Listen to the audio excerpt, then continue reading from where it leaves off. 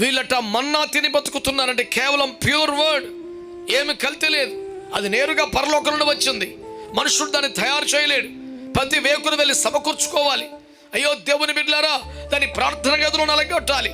పరిశుద్ధాత్మాభిషేకం నిప్పుల మీద కాల్చాలి.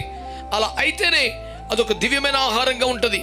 ఈ ప్రాక్టీస్ కలిగిన వాడు, ఈ కృప పొందిన వాడు ప్రతి వేకునే పొలములనగా బైబిల్ క్షేత్రములకు వెళ్ళి గింజలనే వాక్యాలను పోగేసుకుని వచ్చి ప్రార్థన గదిలో నలగొట్టి రొట్టెగా ప్రసంగంగా సిద్ధపరిచి దేవుని అగ్ని చేత వాటిని కాల్చి ఆహారమగినట్లుగా ఆరోగ్యం వచ్చినట్లుగా సంఘమునకు ఇవ్వగలిగే ఒక శ్రేష్టమైన కృప చాలా కొద్ది సంఘాల్లో ఉంది.